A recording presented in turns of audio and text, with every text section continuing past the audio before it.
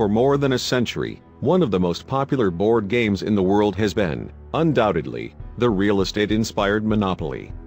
Though it rose to popularity after the Parker brothers released it in the 1930s, the successful game was actually invented by a woman named Elizabeth Magie, and it was originally dubbed the landlord's game.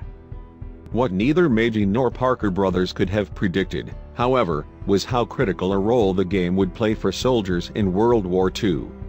Far from just a way to pass the time, Monopoly was utilized for a more secretive and brilliant reason by British POWs in German prison camps.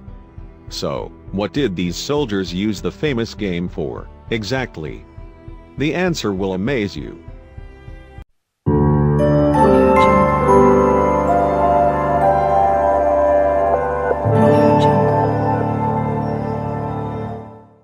Ever since its arrival on toy store shelves in the 1930s, Monopoly has been one of the most popular board games in the world.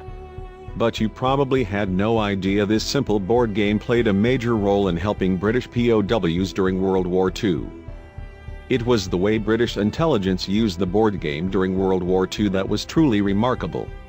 Thousands of prisoners were kept in camps with no hope of escaping, but British intelligence realized they had one huge advantage. You see, German guards allowed British prisoners to receive care packages from humanitarian groups while they were imprisoned.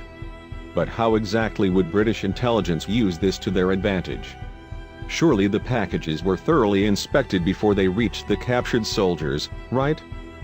The British intelligence organization MI9 had a brilliant idea, and its leaders devised a simple plan. Before troops were sent off on missions, they would be informed that, in the event they were captured, they should be on the lookout for Monopoly games sent in care packages.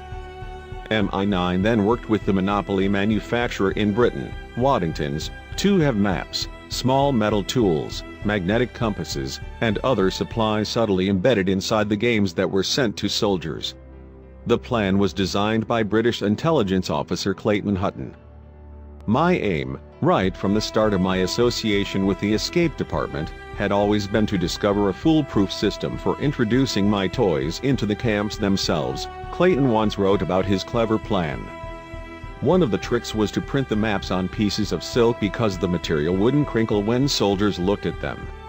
That way, they could be easily stuffed into small compartments, and they wouldn't dissolve in water. It was an ingenious tactic. Of the nearly 35,000 British soldiers who escaped imprisonment during World War II, it's estimated that some 20,000 of them used the silk maps, compasses, and assorted tools that they found in their Monopoly games.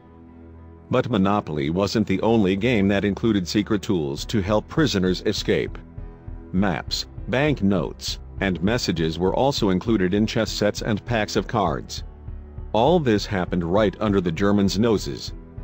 Who would have thought a simple board game would have saved the lives of thousands of men during a time of war? Thankfully, the Germans didn't thoroughly inspect any of the packages the prisoners received, or else the plan would have immediately failed, and many more brave men would have lost their lives. Talk about a get-out-of-jail-free card. What an ingenious way to deliver supplies to the imprisoned troops who really needed it, and an awesome piece of little-known history.